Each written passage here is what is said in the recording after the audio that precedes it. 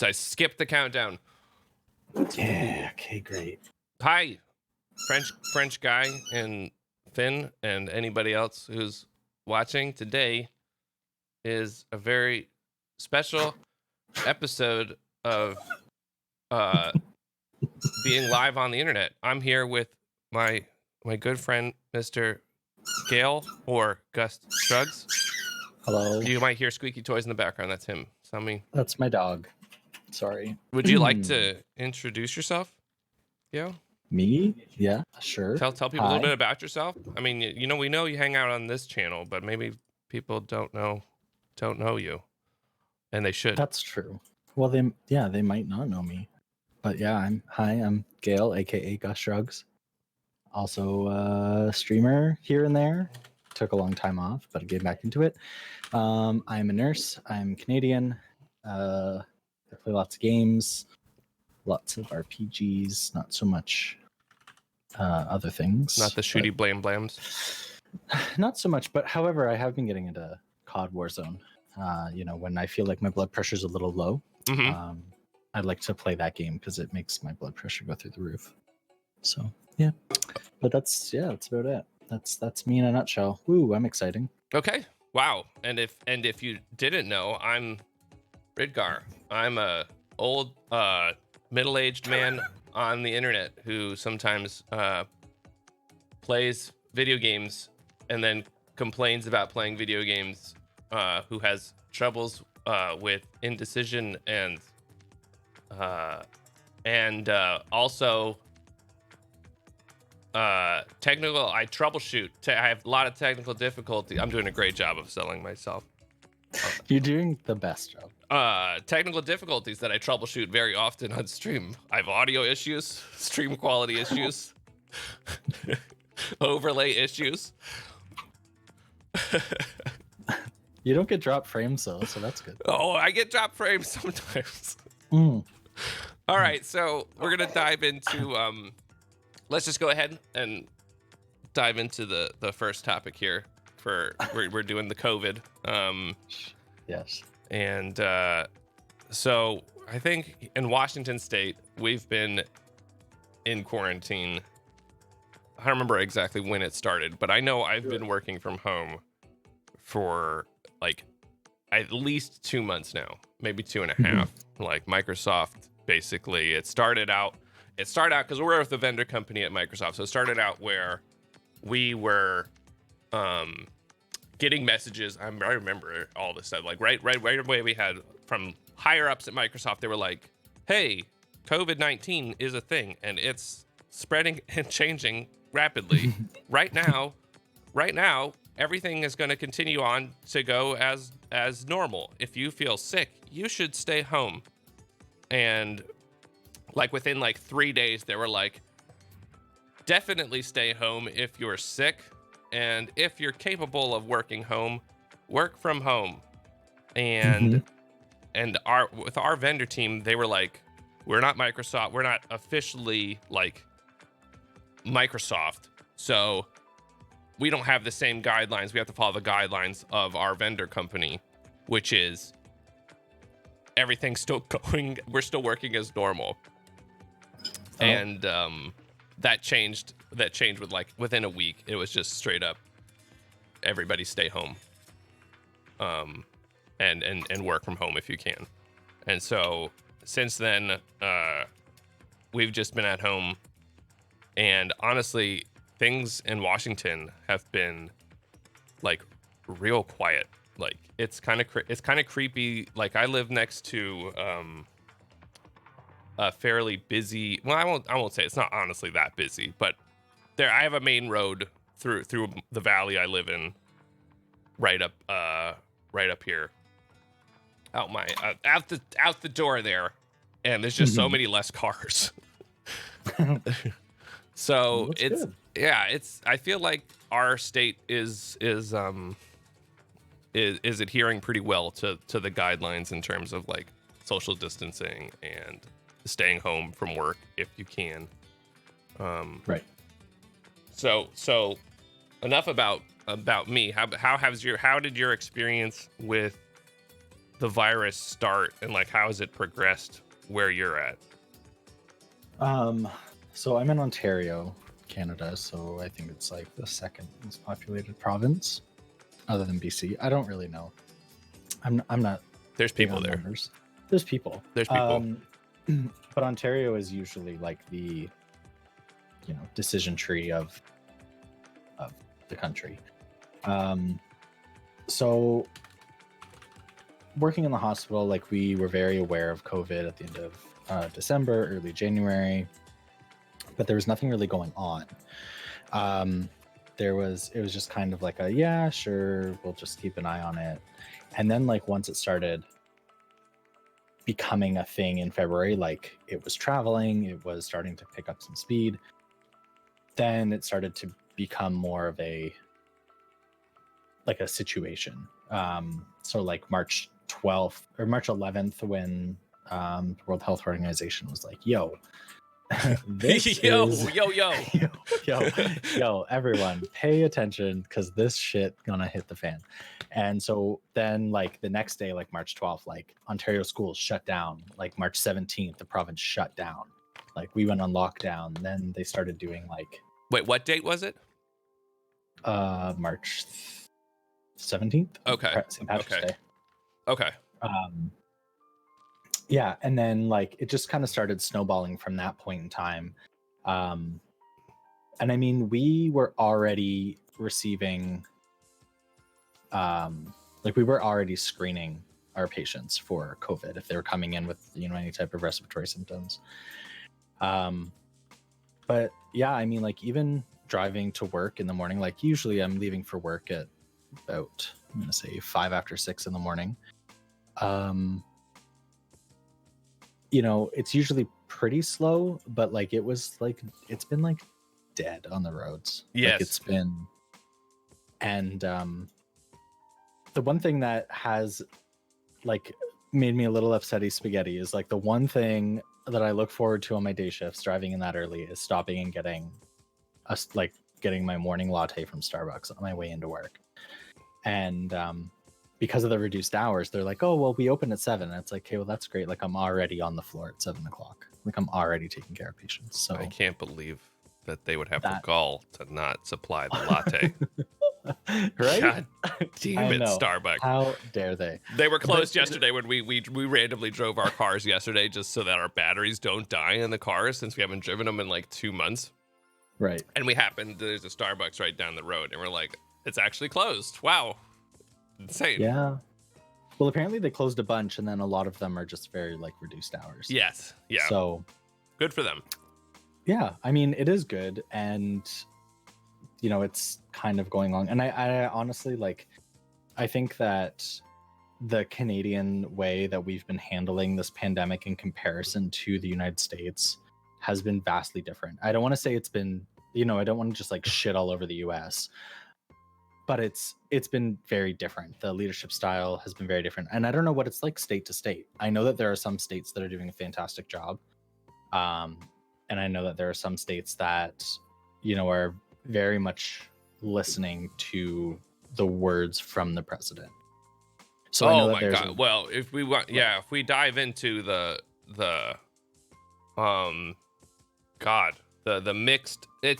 the mixed messages coming in United States, I think is a real problem. I think there's some governors you know who are taking it very seriously, and I think they're listening to the scientists and such, and then the data that's available. Like I think Washington State, Oregon, and California, I think, entered into like a coalition saying that, you know, they'll make sure that to uphold the social distancing guidelines and take the necessary steps to reopen the economy safely when the time for that is right. And then you have you know, the man on top who's kind of seems to be pushing for the economy to reopen, like get people back to work. And I think it's just I think it's troublesome because it doesn't feel like there's any cohesion in our country between the states and the actual you know, the president and the government. So yeah, no, I I completely agree. And I mean, soon enough, I feel, and like I will preface this, anything that I say in regards to healthcare, in regards to nursing, in regards to symptom management, in regards to any of that, no one should take that as medical advice. I am not giving any type of medical advice. And I have to say that, like, as a nurse, I cannot that's the right thing to do. Right? Like I can say this is what I would do. This is what I would personally do, but I'm not saying it as a direct, this is what you should do. Unless it comes to like washing your hands. That is a thing that I don't have to do it as a nurse. That's a life Wash thing. them. You wash those hands. Wash your damn hands, you filthy apes. So, but I think that it's insane. Like the difference, you know, like what's happening in, like from a political standpoint, just what's happening in Michigan. You know, in Canada, well, at least in Ontario, I don't know about all across Canada, but I would assume that'd be very similar. So we have a stay-at-home order. Mm-hmm. And if there was a protest to happen, like it happened in Michigan, those people would be charged and locked up. Like, wow. Canada doesn't fuck around. Like, there's no, like, there's no, oh yeah, right to free protesting, right to no. This is an emergency act. This is in place. This supersedes your other rights. Just like in a hospital, if a doctor deems that you are incapable of making clear and safe decisions, or believes that you're unsafe to yourself or others, not we, but they will remove your rights as a human being until it is safe to do so. And that is within their right from a medical standpoint. Yes. So from an emergency act standpoint, like, put your guns down, put your dicks away, stay at home, and just, that's it. Whoa. Okay. Hold on. Like, you know what I mean? Hold on now. Just a second. I think you said put my dick away and put my gun away. I'm not sure how you expect me to fight the coronavirus without my guns. Okay? I've bought up all the bullets and ammo I can. I am ready to get out there and shoot that virus down. Okay? Well, as Trump says, it's the invisible enemy. That's his new thing. Or the germ. I just spray wildly into the air. I figure every bullet is probably killing at least 100 of those things, you know? Well, spraying wildly is also why I said put your dick away. So, but no, I think that's it's. So it's when dangerous. I read that, it's dangerous. I sat there and I'm just like, and I'm listening to the interviewers and the reporters interviewing these people, and like, bless their hearts, because they're just trying to do their job. And I'm just sitting there and I'm just like, the stupidity has left, and like, rational people are sitting at home, and just stupid people are out, just being stupid and like being loud. It's just it's bad. So I mean, that just wouldn't happen here. Yeah, I mean, it's hard, because I mean, I think as humans, we're all pretty dumb. Okay, I feel like we all know some things about some stuff, maybe some areas that we've researched, but I think on like in terms of like having knowledge on complicated topics, like COVID, and even politics and stuff. Like, I can talk about how much I don't like Trump, but like, I have like a very baseline understanding of how the federal government works. And I think that these people, that the people who are out doing these protests or whatever, as I said, they're mixed messages. We tend to, I think, appeal to authority a bit when it comes to, like, I'm going to listen to the doctors and the science when they say, you should stay at home. This thing transmits insanely easily, and it's scary how fast it's spread. But then you hear, the other messaging saying the economy's falling, and oh God, that's bad. And they're, we have these people who are, for whatever reason, they want to do what they think is right, but it's unfortunately it's way more dangerous than I think they have any comprehension of. And I don't think there's any real way to reach those types of folks outside of locking them up, or at least some kind of penalty. So I think it's just a difficult situation. As I said, I think there's some folks, as I said, most of Washington State seems to be has seemed to have been respecting the guidelines pretty dang well. When I go out, and I see the roads, and even just the folks in my community. I live in a condo / apartment / townhouse complex. It's not that big of a location, but we have a little community here, and people are at home. Like, cars are in their spots, and not a lot of people are outside. We've got a big bike path out here. It seems like we're cautious. But then I think there's other parts of the country and the world that are just, I think this is too much of a system shock to them, and they want to just get back to regular life, and it's hard to explain the dangers of this situation. Well, I mean, it's not even just explaining the dangers. It's just having.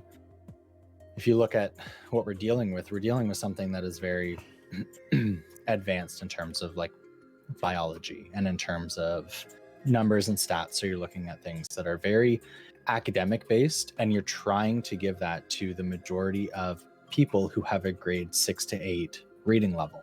Yeah. Literacy rate, right? Like the literacy rate in most of the civilized world is piss poor. It's terrible. So trying to actually communicate that is very difficult. So I think that that's a major issue for people that are trying to say, okay, like this is without dumbing it down and be like germ bad, wash hands, stay home.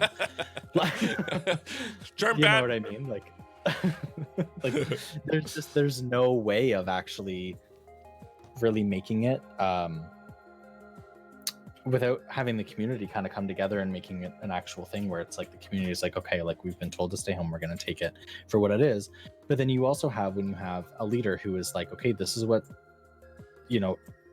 our leader, Justin Trudeau, I don't agree with everything he does. I don't think that he's the most fantastic prime minister we've ever had, but I think that he is, leagues above of some of the other people around the world. And, he is honest with what he's saying, and he's like, listen, this sucks and it's terrible, but like this is how we're gonna have to get through it. Whereas from another standpoint, you've got, unfortunately, President Trump, who has created such a culture of disbelief with messaging throughout the nation, with the fake news and the don't believe this and continual pathological lying, that the World Health Organization or the CDC or, the public health units across the globe, they're saying this, and, people are sitting home going, fake news, fake news. Because they don't know what is right and what is wrong anymore, because their leader, as I said, there's nobody at the top. Leader, There's no one at the top to validate the credentials of it, because he's completely invalidated everybody that is credible. Right. Yeah, I think that's definitely one of the biggest issues in our country, in America here. But I mean, like, even here. So I went to Costco last week to do our grocery shop. There's 3 of us living in the house. So we're in a polyamorous relationship. There's 3 of us in a relationship. So there's 3 of us in the house. I went out, I didn't go out. I didn't bring one of them with me. All 3 of us didn't need to go out. We didn't need to bring the dog. Like, it's a 1-person trip to Costco. I mean, it was tough because Costco has a lot of bulk items, but you got to be bulk. You got to be beefy and just haul that stuff around. And so I was going through, and I just saw people just. And like I had a Facebook post about it because I was livid at it. So I'm standing in line, and there's families out, like families of 4 or 5, like just like the mother and the father and like all 3 kids, and they're like going through like the clothing section of Costco. Like, people, like, this is it's time to get essentials. What do you need? You need like food, you need some sort of beverage and water, or whatever. Like, I do not endorse buying bottled water, but if you want to get like some fruit juices and whatnot, if there was a time for maybe getting some bottled water, this is, maybe not the worst. Absolutely not. No, you've got fresh water everywhere, and you've got taps. It's fine.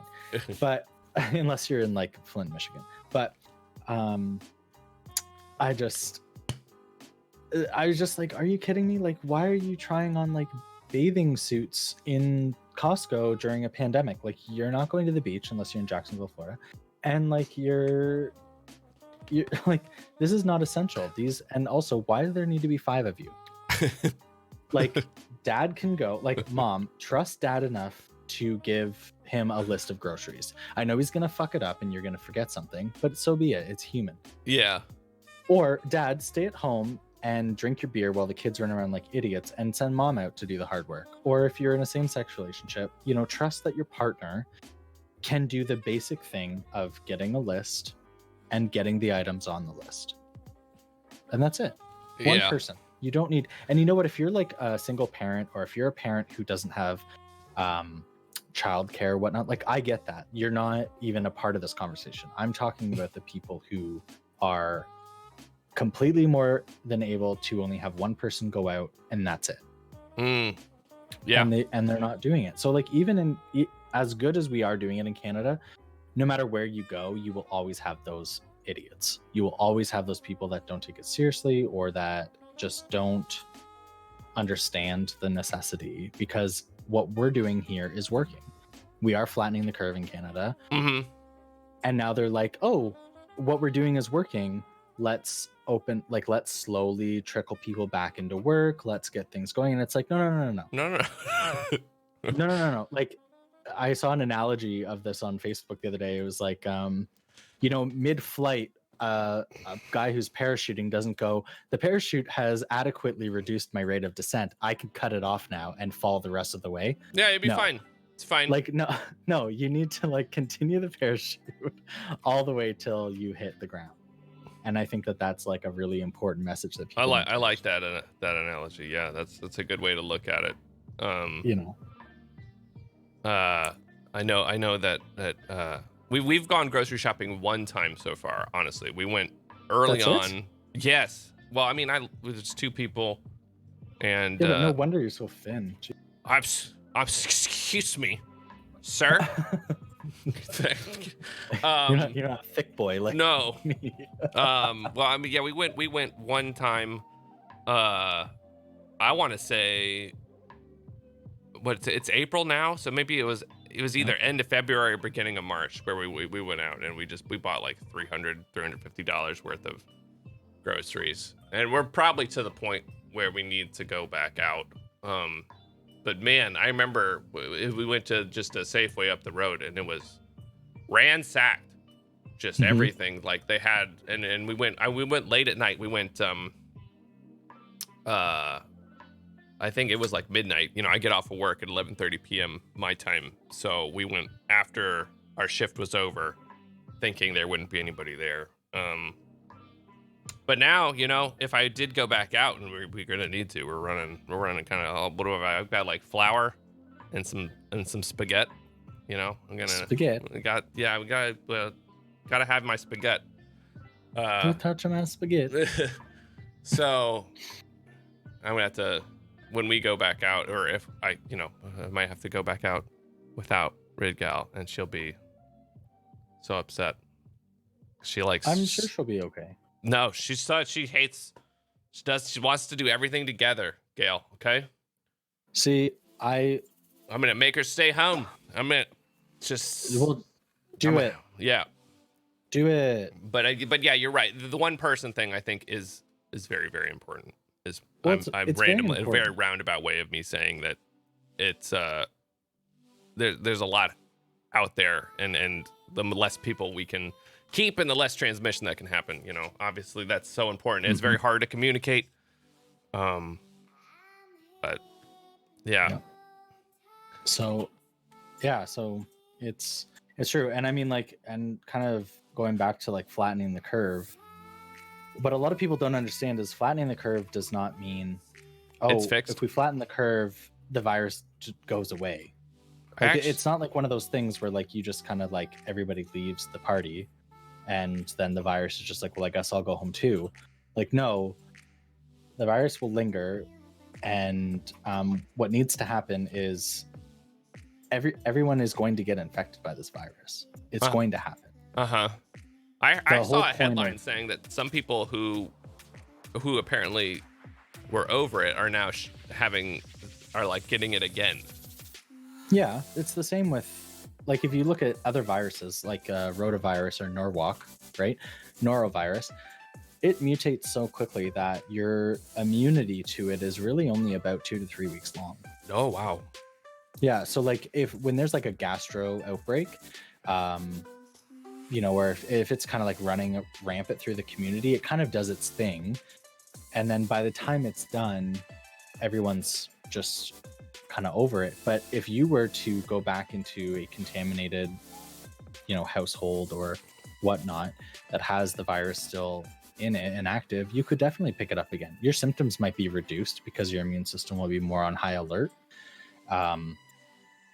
But yeah, the way that that viruses work is that your body never really builds up a massive amount of immunity. Your body can sort of remember what it kind of is Yeah. and be like, so it's the same with like the flu. The flu mutates so fast that every year we've got so many different strains, and some people don't get hit by it where they're like hospitalized. Some people do, but it's also like your natural immune system can pick up it up that it's in your body, and it's like, okay, I kind of recognize this. It looks like something that we fought last year, so I'm gonna jump on top of it. Whereas like with the coronavirus, you've never been affected by anything like it, so your body is doesn't even know that it's infiltrated your body until it is far too late. Yeah. And you have a viral load that's going through your body at a rampant speed, and so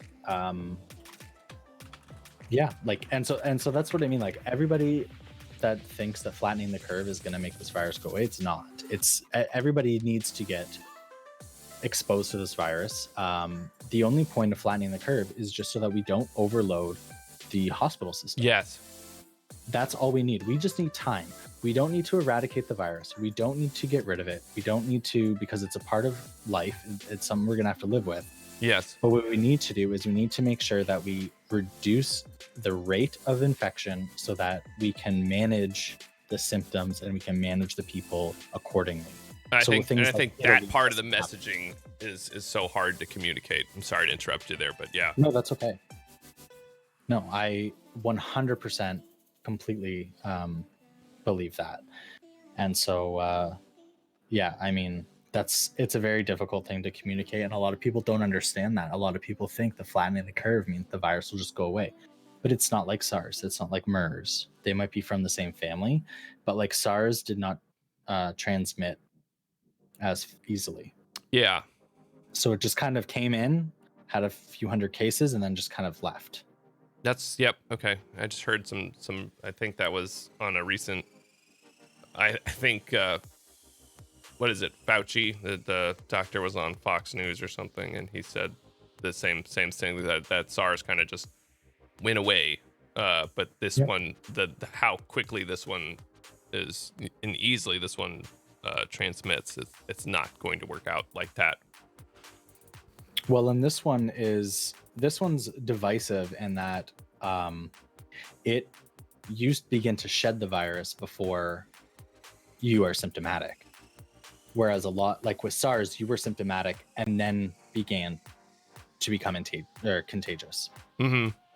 So that's one of the things about it. And, a lot of people say this thing is like, your mortality rate is through the roof. And it's like, it's really not, because there's a lot of other numbers that really vastly affect the stats with this. So there's huge numbers of, this is the death rate of people with COVID.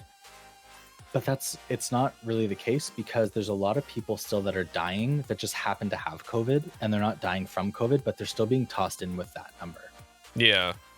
So there's a mass difference between dying of COVID and dying with COVID. And so the investigations post-pandemic are really going to show us what those numbers are going to be like, actually, like what the actual mortality rate is. Because if you look at the mortality rate of people in like Germany, it's like 0.05%. It's nowhere near the 2 to 3% that they're estimating elsewhere. Right. So, thank you, Matthias. So, you've got those kinds of things that you have to look at. I get a lot of my information from reading across like all sorts of unbiased as much as I can. I read stats from all the different medical websites that the doctors and clinicians read from. I listen to, I don't know if anyone's ever heard of ZDog MD. He is a fantastic, he's a doctor that does like videos of everything. It's kind of like a podcast like this actually, but Okay. it's just him. Anyways, he's a very smart, intelligent man. He's all about healthcare 3.0. Yeah. Yeah, I mean, like, it's just people just need to stay home. Just stay home. the moral honestly. with a really roundabout way saying of stay home for the love of God. Please stay home. It is Stay serious. home. It doesn't seem like it's serious, but it is. Yeah, it's serious but not panic inducing. Like, Right. just don't panic, because it's fine. You know, the majority of people will live through it. Like, you know what I mean? It's just stay home. The economy will recover. They will figure out ways to do it. They've got, Yeah. you know, millions of people who are insanely intelligent mathematicians, and they will figure out how to fix the economy. Yes. All these people that make 25 to 30 grand a year that are freaking out about an economy that they barely contribute to I don't understand why they're freaking out. It, like, your taxes you might pay $18 more in federal tax a year. Shut up. Stay home. Shut up now. Okay. Well, all right. I'm gonna attempt to segue us here. Okay. Yes, do it. Since you mentioned, that we should stay home, what are you doing in your house here, your community? What are you doing? What are you doing while you're stuck at home? I know obviously you're doing important work, going out there and nursing and such. But what are you and the people doing to stay sane at home? Obviously you're following the guidelines and staying home. Right. So Yep.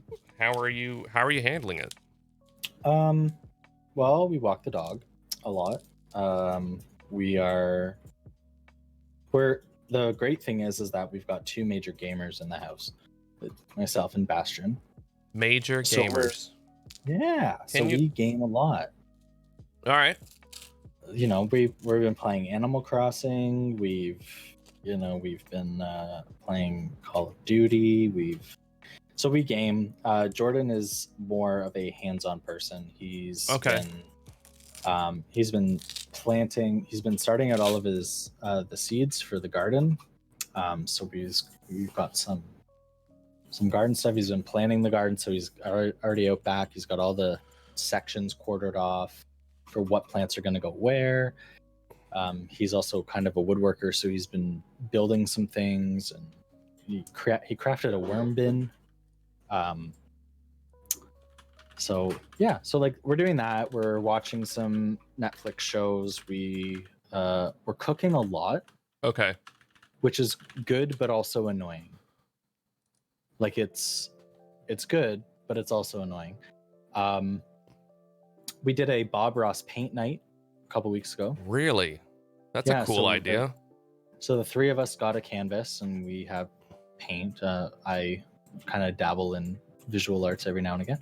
And so we have a shit ton of paint, and we have some canvases. We put on a Bob Ross YouTube video, and they're 25-minute videos, and it took us 2.5 hours because you just have to pause and rewind, pause, rewind, pause, rewind over and over again. Because you're like, what color is he using? How is he doing that? Where are we?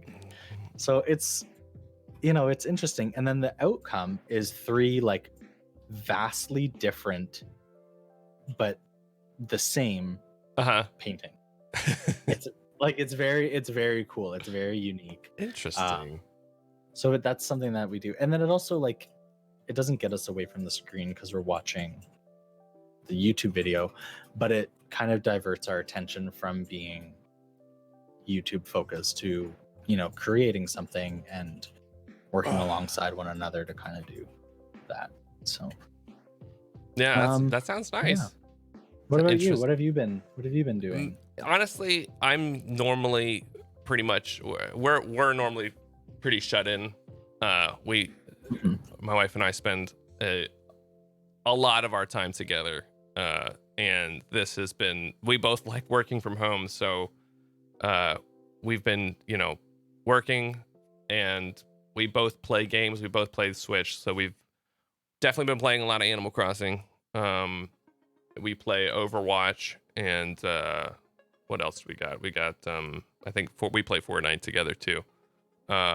So for us, it's been pretty easy. I would say the food maybe is the bigger thing. Neither of us are very into cooking, so our meals are bland. But I mean, we can Spice it up. Yeah, we can. We have a pathway outside for us to go walk around on. To briefly, go check. She likes to walk the cat, so she walks. Oh, she's one of those people. She's one of those people.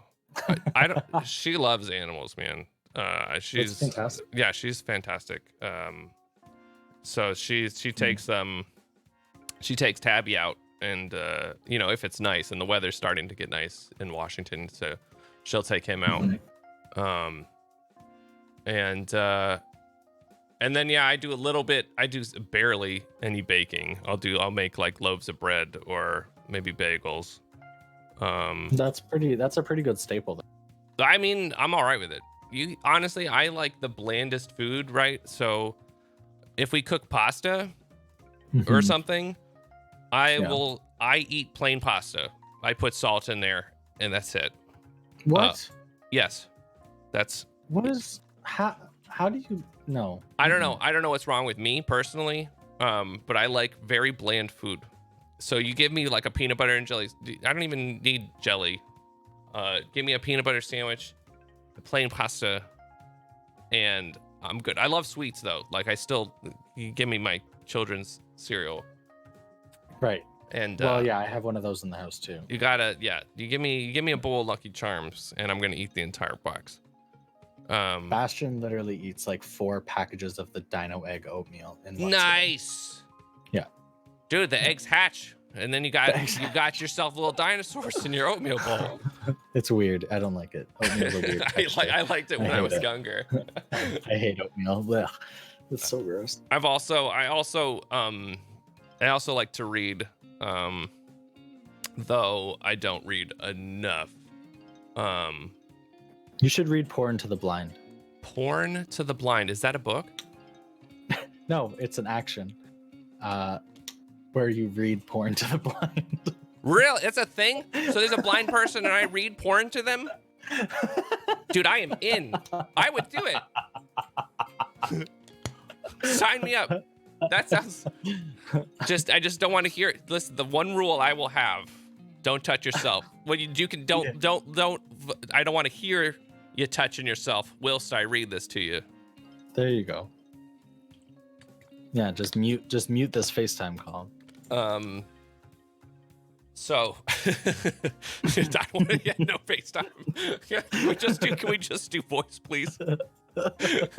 Wait. They're blind, so they don't need to see me. I sure as hell don't need to see them. So yeah, it's barely been a change for me. Yeah. I have the internet. I have my video games. We're together. We like spending time with each other. Ew. Yeah. I know, gross. Yeah, I'm not into that. So it's been just fine. Mm-hmm. And I think, and we're honestly hoping that whenever society gets back to whatever normal is going to be, that maybe we'll be able to our company will let us just keep working from home forever. You know what? I've heard a lot of people who, like, there's another streamer that I watch who said a very similar thing, and he's actually so confident in that he is planning on moving to like another country while still working from home. And I'm just like, that's like, there's a part of me that is envious of those who get to work from home. Yes. Because we're very fortunate. Yeah. Whereas, I have to like get up and actually still look like a human being and go out. But it's just, there's a lot of people that are saying, well, if we did this in, in these times. I wonder, I would like to see if companies did a study to see the efficiency. You know how they do like the happiness, productivity, efficiency kind of studies? Yes. I really want to see what like the productivity and efficiency models would look like or will look like after this pandemic. I think that it would be a very interesting outcome.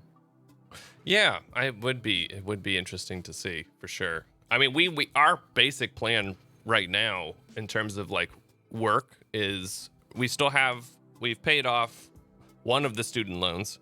We have one more student loan to pay off. I think maybe like another $45,000. Jesus. And then the mortgage, and then we would ideally like to keep working the jobs we have, and move to somewhere where the cost of living's lower. Like I love Washington State, but I also like moving.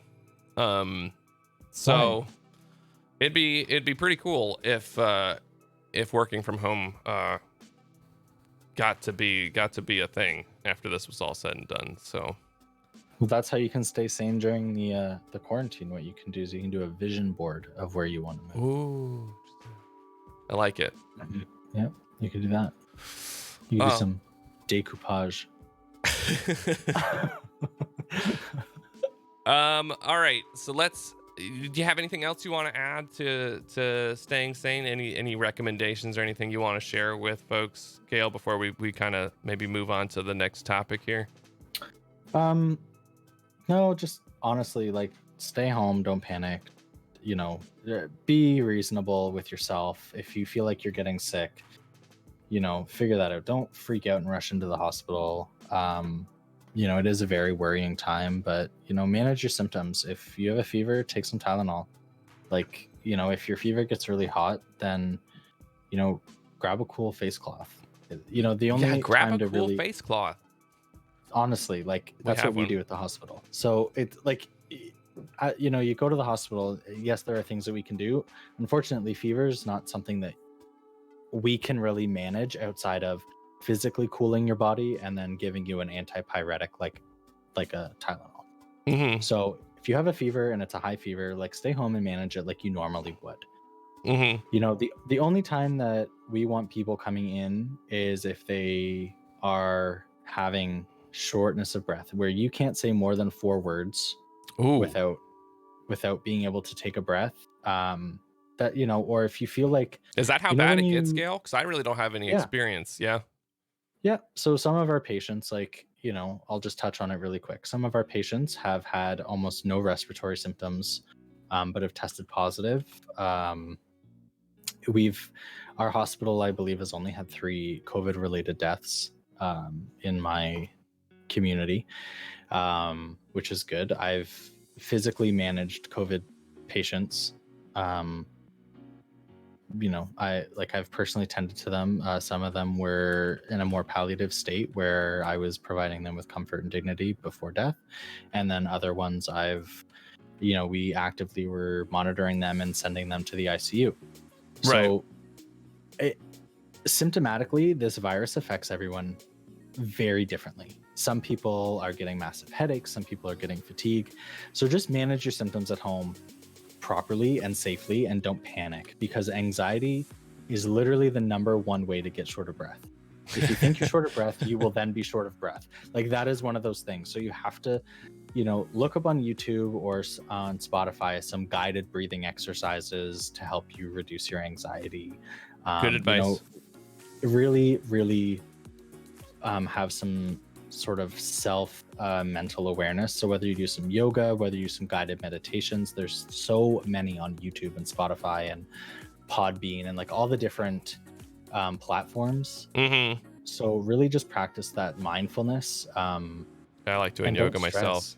Yeah. Like, and honestly, don't stress. Stress is such a huge immune depressant that it, like, the stress about it is going to cause you more of an issue than actually getting the virus or that kind of, your money will bounce back. Like things will return to normal.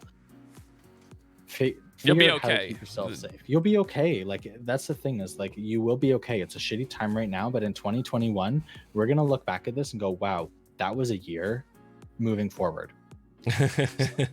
I hope so. So we will. It'll be fine. So yeah, just do those things.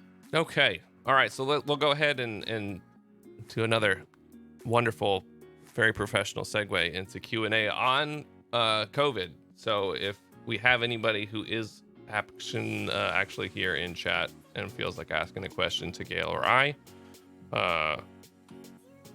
go for it. Go for it. We'll hang out here a minute, and then we'll move on. Look at this, wow, Rydgar, so professional. Yeah. I think Finn said he had something he wanted to share, and then we'll figure out what in the world we want to talk about next. Maybe a quick bathroom break. Sure, yeah, we can take a quick break. All right, let's do that. Down. We'll take a quick break, and then we'll come back and we'll jump into whatever the hell else.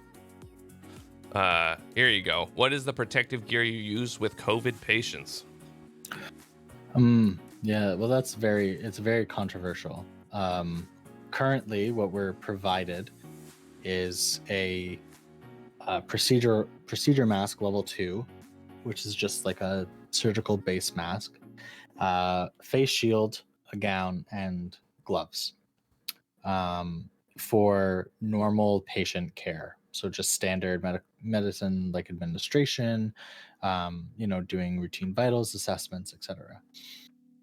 If we are to code or sort of manage an emergency sort of response to a patient, then we are required to have an N95. We are not to start CPR. We are not to bag the patient like with the bag valve mask or the ambu bag above their face until we are fully gowned, gloved. We will get an N95. We get a face shield. We get a bouffant, which is a fancy term for a lunch lady's hairnet. Oh, bouffant. Bouffant. Bouffant. And generally, we are keeping all of our patients in a negative pressure room. Interesting. So, so there are lots of, and that's hospital based. So I'm also a union steward with our local work union.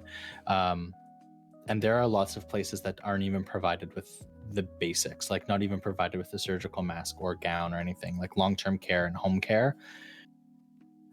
It's an absolute mess. So the one thing I will say is that it's really disheartening when the CDC backpedals on their requirement of PPE because there's not enough.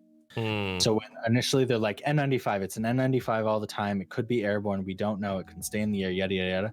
And then they're like, oh shit, we don't have enough masks for that. Okay, droplet is fine. Surgical masks are fine. Face shield is great. Huh. So for them to backpedal really reduce their credibility in regards to the quantity of PPE allowed, because afterwards we're going to see what the truth is.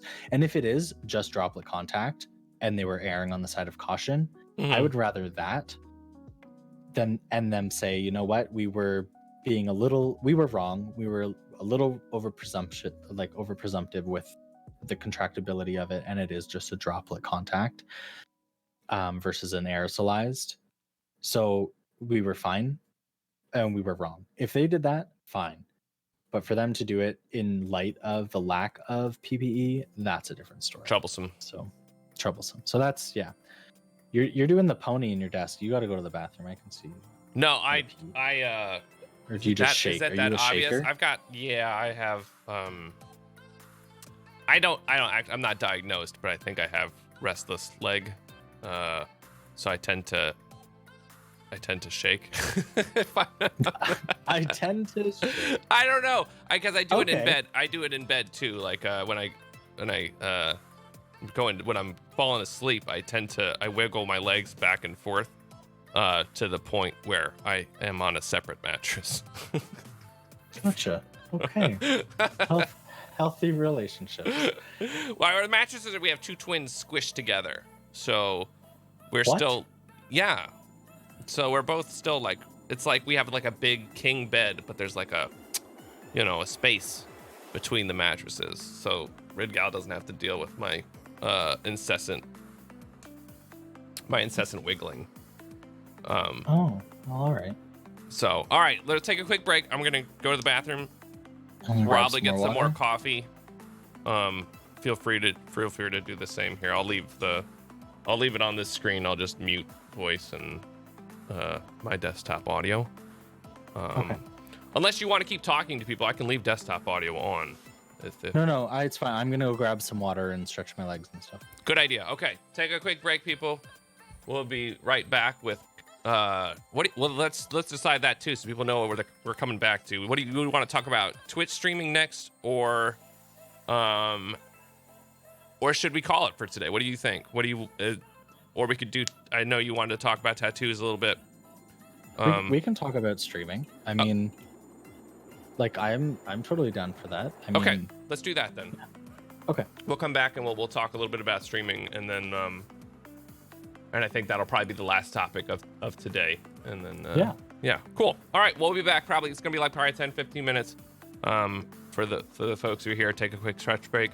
Thank you for hanging out. Gail, I'll talk to you soon. Yeah, sounds good.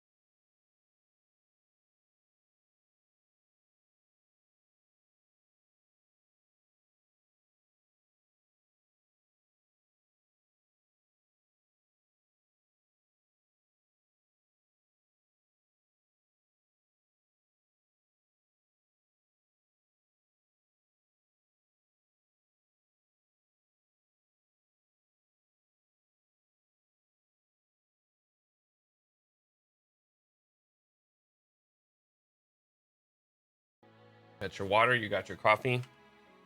I got my water with lemon and ice. Ooh. Okay. Mhm. So now we're moving into the next. See, we had some chatter going. Yeah, I was just answering some questions. Good. That's what you're here to do. Sometimes. We'll do Twitch experience. Twitch experience will be our next fantastic, wonderful topic. Now, I think you've been on the platform longer than I have. I don't remember. When did you start? That's a good question. I think I started streaming in February of, what was it? Was it 2017, do you think? Or 2018? 2017? Yeah. I think it was 2017. Okay. That's actually pretty close, I think, to when I... Not too far off. And what got you started? What inspired me, or yeah, what made you decide to push the start stream button? I don't know. I had wanted to do it for a while, I guess. Like what I originally wanted to do was actually I wanted to be a YouTuber. Oh, okay. Like I wanted, but the learning curve with video editing and also knowing how to have a running commentary with nothing to bounce off of during like a solo gameplay recording session was so I was just so lost with it. Like I did a couple like recordings and I played them back and I attempted to edit them and I was like, these are awful. These are dreadful. Like, no, I'm literally going to be on a fail army page before I know it. Like I'm not. So then I was like, all right, well, why don't I try streaming? Because then at least there's a live, like interactive audience. If I get anybody, even if it's a couple people, at least I can sort of bounce off of like what they're responding to or whatnot. Sure. Yeah. And then and maybe once I get comfortable with that, then I can kind of steer it towards either going away from a streaming perspective and go more to a like recording and editing and video kind of avenue. Yeah. But that never took off. I enjoyed streaming. I enjoyed getting together with my regulars and just kind of picking up like where we left off, and and then I started like interacting with people more, and I was like, you know what, this is kind of more fulfilling. I guess this is more, I don't know. It was just just better. Yeah.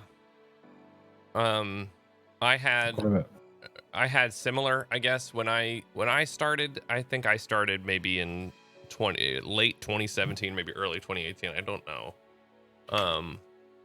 But I had seen people doing. I think it was honestly For Honor, the game, that kind of got me started with it. I just remember watching people streaming it, playing that game, and I liked that game. And I was like, I feel like I could probably, this is probably something I would enjoy doing. And then I remember I did, it was around Christmas time, because I remember Rydgar was off at my friend's house, and she was babysitting like 5 animals. And I was at home with our cats. And so I was just like up late, real late, and I was playing Dark Souls 3. And I had like one guy, maybe 2 eventually, that just like randomly were like, oh, look, this is this guy's first playthrough of Dark Souls 3. And they would talk a little bit in chat, and I had a pretty good time with it. And then I did kind of a bigger opening on For Honor when I finally decided to try streaming that a shot. And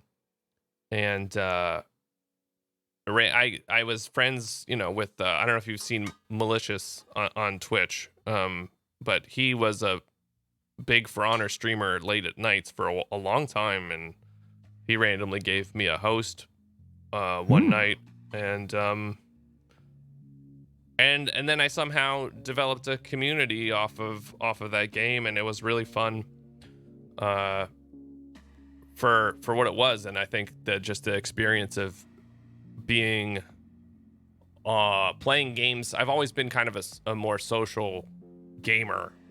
I'm not that social in real life, but in video games, I had growing up, my house was like the place where everybody would come to play video games. Oh, nice. So I've always played games and essentially talked to people while I'm playing games. So it felt pretty natural to just do that on the internet, I guess. And so then I got really into the, just the whole being on stream and talking to people on the chat and talking to the regulars, forming a community. And it's there's just been a lot to learn. I think streaming in and of itself, getting OBS, setting up a basic like game capture and an overlay, and even getting like alerts and stuff, pretty easy. I feel like anybody can turn on the stream, and boom, they're live on Twitch. Yep. So I've always kind of had like a mixed feeling on the act of streaming itself. On the one hand, I'm like super proud of what the community I have and the folks that watch, and like the stream I've built, I've with the hardware and stuff. But then on the other hand, I have like this other side of me that's like, dude, you download OBS, you push that start button, and that's really all it is, So I think I'm delving into multiple things here, but it's it's been a very strange experience for me. I flip-flop on it so often, like how I feel about streaming in general. Have you had any issues with like? You said you took a long break. Why was that? So for me, like, just with work, like I can't do a schedule. I can't do a stream schedule because I work like 4 on, 5 off. But like my first day off is usually me sleeping because my 4th shift is a night shift. Understandable. So like, and some rotations, honestly, it takes me 3 days to start to feel normal again. Like depending on how hard those shifts were in that rotation. Yeah. Like I don't feel like a human being. I am exhausted. I don't want to socialize. Like if I had a really, tough set of patients, or if I lost a patient that, I was not expecting to lose, or you know what I mean? Like there are some things that there's a mental health that would be component. really hard for me. I empathize with you. I feel like that would hit me way too hard. It really does. When I look at 80, 90-year-olds that have declined, and it's kind of like it's their time, and so I just provide them with comfort and dignity as they transition into the next path or whatever, or the eternal darkness, like whatever you believe in. Yeah. But then I'm kind of at peace with it, because they've had hopefully a good life. They've lived hopefully a good long life, and it's their time. It's a cycle of life. But when they're in their 30s, 40s, 50s, they come in with, and this is not to cause any panic to anyone, this rarely ever happens, but they come in with like what they believe is a kidney stone. It turns out to be like metastatic cancer. They're all throughout their body, and they've got 6 months to live. And there's a huge amount of people that don't see that I'm now caring for this patient whose life is completely different. Right. And so not only am I managing their medical symptoms and managing them as a patient, I'm also now managing their entire mental health, which plays off of my mental health. Sure. And so that takes a lot out of you, or when the doctor tells you, you know what, this patient is probably going to die in the next week or two. But they Dear don't God. know that. You know what I mean? Like they don't like ugh. So it's just, anyways, so it's just like it's very taxing sometimes. So it's very difficult for me to have a schedule, because sometimes, like I'll want to play a video game, but like I don't want to be put on stream. Like I don't want to have to perform, because I've performed at work. Right. Sure. For the last it's 48 hours of work essentially. Sounds over brutal. 4 days. It sounds brutal. And so I just don't have that inspiration. So there was that reason why I took a break. There was also, I started growing a little bit of a community as well. I had some regulars. Being a gay streamer, quote unquote, always draws some level of drama in and of itself, because there's a community out there that is just seething with comparison and hatred. And so I started getting some really strange to see, but yeah, continue. It is. So I started getting some very dark DMs. Jesus. Just in regards to like, why would you put your face on camera? Just very like they were very brutal about my like physical appearance. Like, and I feel like that's the only thing that they felt like they could attack. So then on top of that, I also was like, well, why do I even want to stream? So then I started taking like my camera off. Okay. And so, and then it just, from there, it just kind of started snowballing into like a really exhausting, dark place where I was like, I don't want to stream anymore. Like I am not getting enjoyment out of it. I had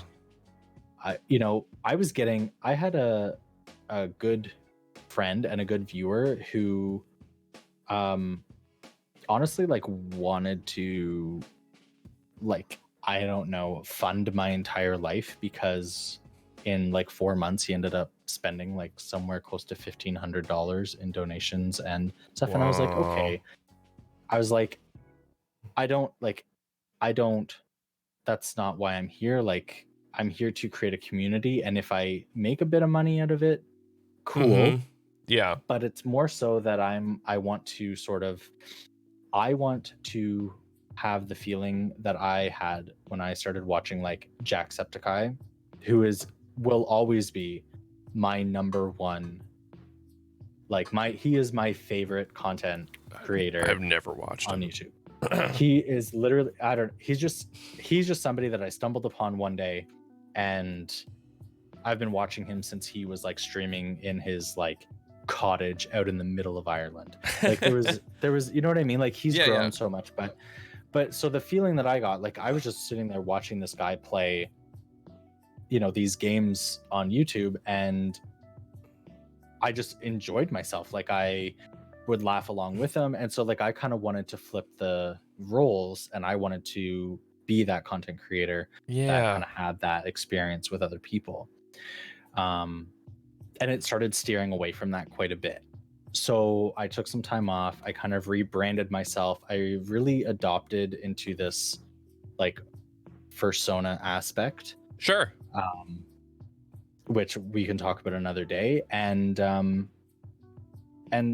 it allowed me to sort of transition myself from a personality where people know who I am, and I can kind of steer away from that. And especially being in the public sector, like, I there is a part of me that worries that, I'm going to be taking care of a patient, and like their child might come in and be like, oh yeah, I saw you on Twitch that one time.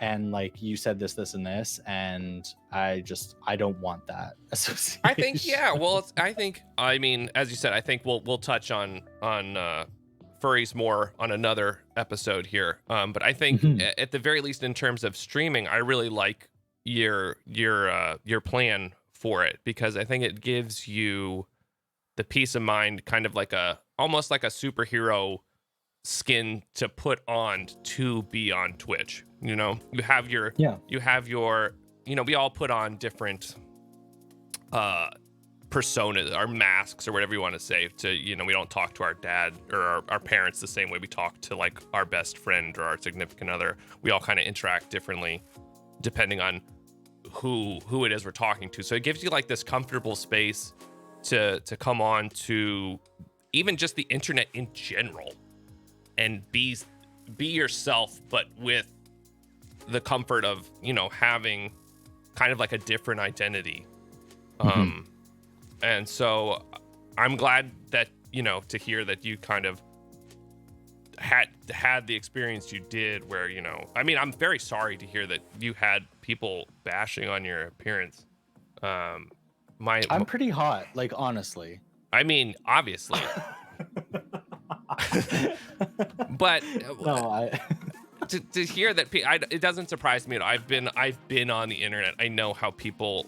I don't want to say that might be too strong. I don't want to say like I understand the experience of being gay or lesbian or whatever on the internet, but I've seen the comments that people make towards these people that I don't know, and it's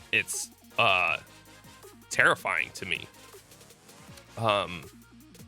So I think, you know, I was just trying to say, you know, for you, you've had kind of a different, almost the anxiety. It makes me feel kind of silly because, my experience on Twitch has been honestly, so positive. I'm the drama queen, you know, on my stream. I've had basically is people that want to watch me do God knows what on this channel. And I'm so conflicted with, like, I have trouble with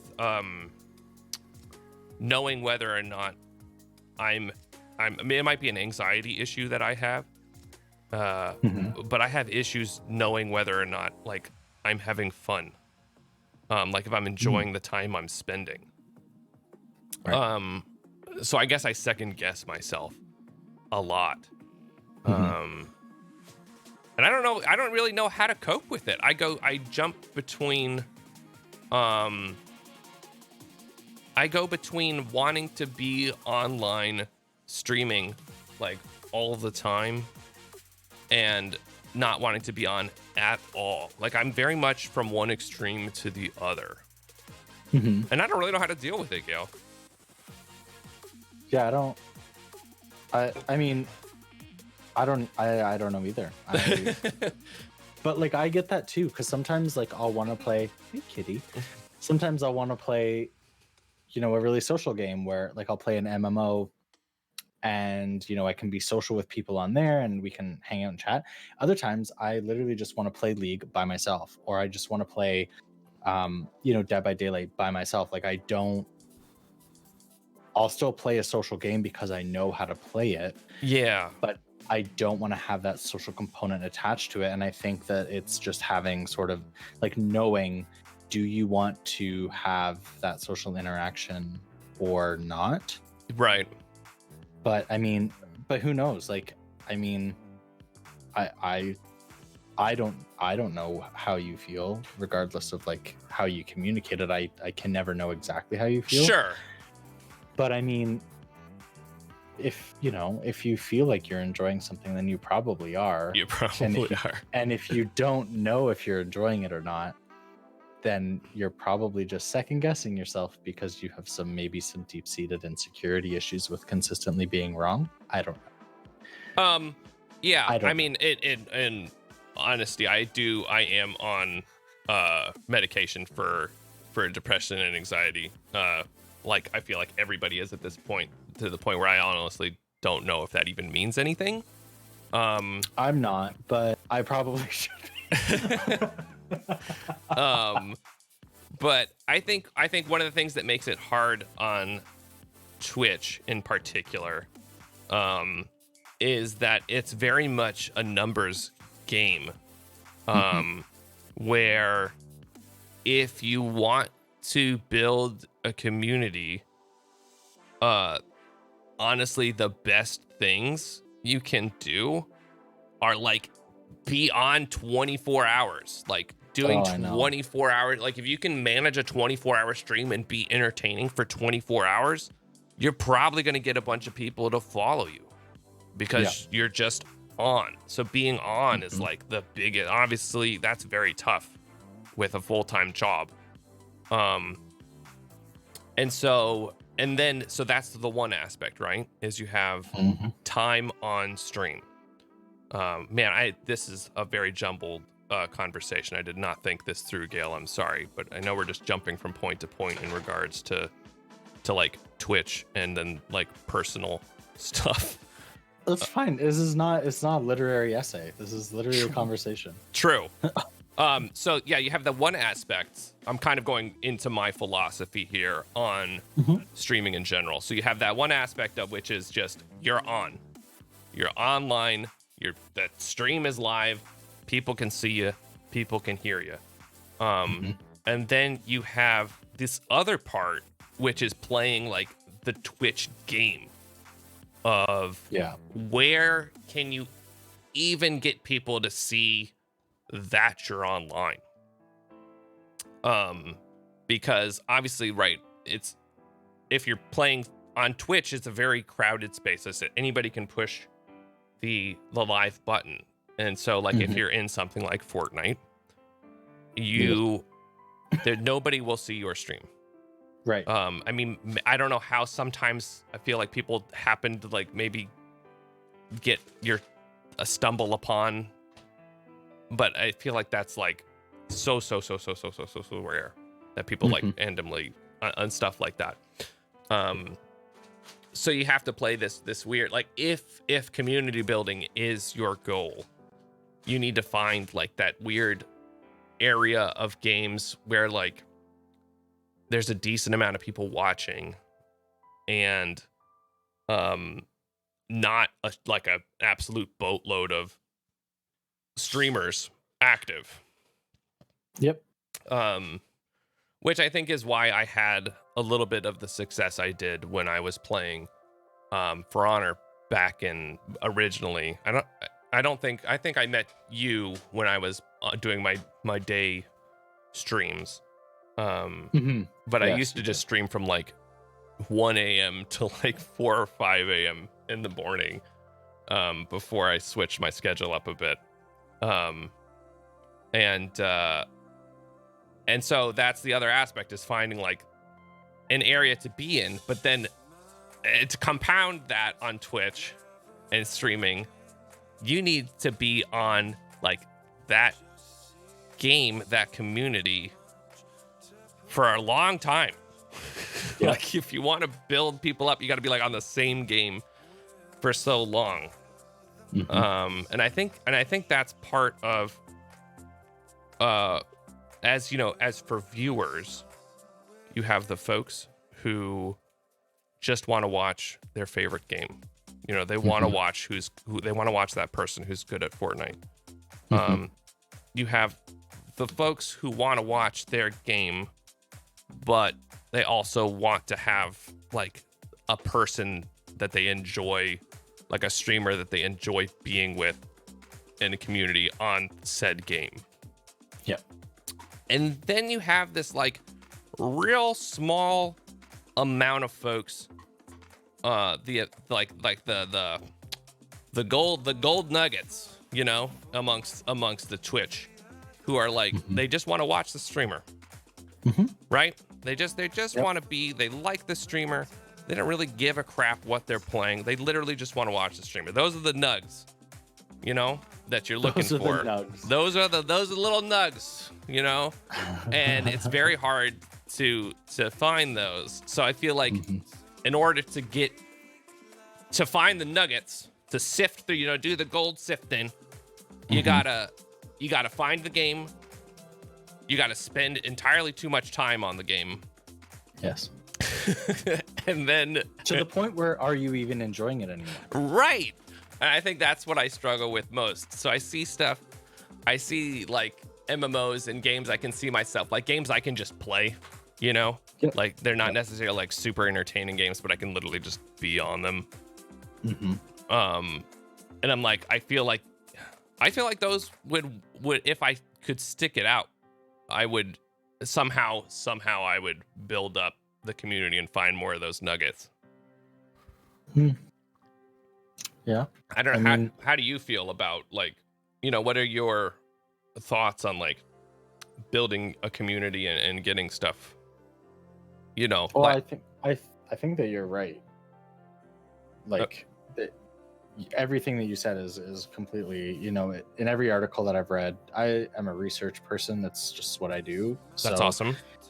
the first thing that I do when I'm taking on a new project or a new experience is I research the hell out of it. So I read every article I can. I watch every video that I can about it. So when I started getting into Twitch, I was like, how am I gonna do this? Like, how am I gonna even get a viewer? Yeah. Because who's gonna find me at the bottom of whatever game that I'm playing? And if I'm not in the first 3 rows of the Twitch browse in terms of games, Mm-hmm. is anyone even going to look for me there? Like, you're literally like, I am that side of YouTube that people get to when there's literally nothing else for them to watch. How did this Like, come up that my is what recommended? Right? Like, exactly. Like, I am the lady giving birth in a stream in the middle of Sweden. That is my stream. Like, how did we get here? I was listening to a guided meditation. So it's just, so that's how I was like, how am I going to do this? So then I created a personality. Yeah. And then with me, and so my personality was Gail Beaufort. That's not my name. My name is not even remotely close to that. Oh. But I'll share it with you later now that I know your name. But I'll probably keep calling you so, Gail, but go on. No, that's totally fine. I don't want people to use my real name. Okay. So that's fine. So I created a personality, and then I was like, okay, well, this personality name needs to come with an idea. And so then in thinking about this, like, a lot of people are like, oh, Gail Beaufort, like, that's such a cool name. Well, it's not really, because I have had an infatuation with wind and like air anything since I was a child. Like, I used to think that air elementals were the coolest. I loved anything with wings that could fly. So then I was like, all right, well, what's something that can go along with wind? And then I started looking up different things with wind. And the Beaufort scale is the measurement of the strength of wind that they use in the Navy. So a level, I think it's like a level 10 or level 7 or something is a gale. It's a gale force wind. Right. So my name literally is Gail Beaufort, from the Beaufort scale, measuring the level of wind. I like it. So then it kind of stemmed into, okay, well, how is that going to come about with like a theme for the channel? Like, yours is orcs. It's, you've got these different things that you're attached to. So I was like, how am I gonna personalize that and make it a community, so that I'm not just saying like, hey, you've joined the blah blah blah clan, like, whatever, because everybody has a little pet name for their followers, which is awesome, but also some of them are just dumb. So yeah, I'm trying to come up with one that doesn't sound dumb. It's very difficult. It is. So then I was like, all right, so then it's gonna be the Storm Chasers, because there are people that chase storms, and Gale's a strong wind and it's a storm. So then everything was revolving around like lightning and thunderstorms, and I had all the different overlays that were very attached. So it was very thematic. Like, it was. So then once I had actually like got all that together, I was like, okay, now I actually have to stream. So now that I've put hours into finding the perfect GIFs for my alerts, the perfect sound bits for my alerts, the perfect overlay and font and imagery and everything. Yeah. Now I actually have to stream. right? Yeah. So because I approached it from like a business model, right? You wouldn't open a business without a logo, without a name, without an idea, Sure. right? So that's how I kind of approached it. So, but then I was like, all right, so now I'm going to stream. How am I going to grow a community? So luckily for me, this is where being a minority actually helps, Sure. Yeah. right? You tag yourself with the LGBTQ, then I've got a bunch of the, from hopefully 18 plus to 60-year-olds who are on Twitch. Mm-hmm. When I had a face cam on, I'd be like, you know what? Shot in the dark, someone's going to find me attractive and want to hang out in my stream.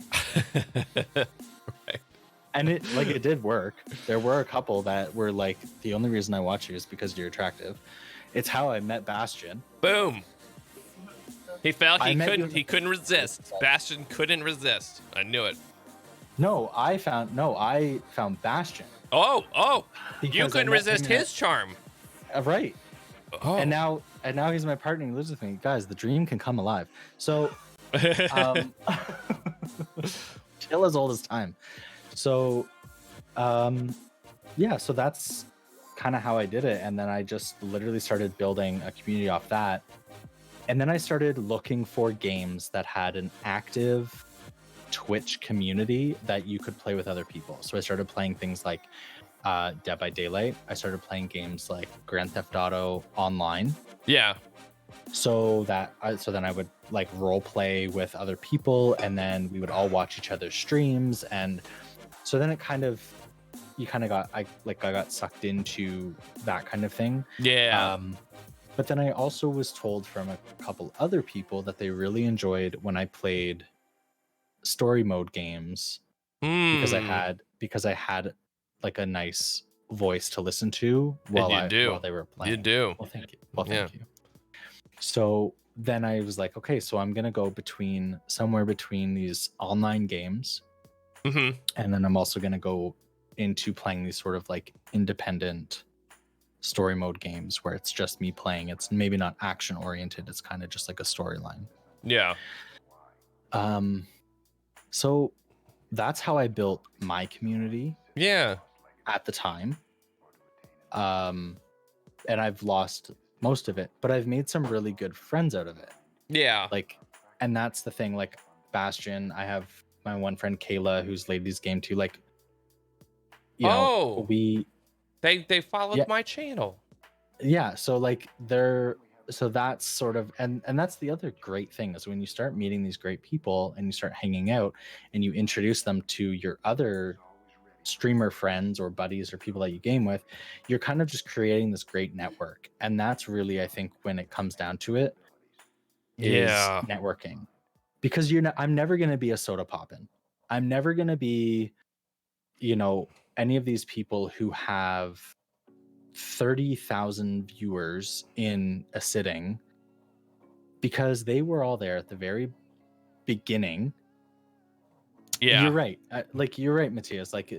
They can be boring. I honestly think Soda Poppin' is a natural at streaming. I don't agree with a lot of the language and stuff he uses on his stream, right? But I think he is very entertaining in terms of interacting with his community 100%. And the games and stuff he plays. I think he's really a natural at it.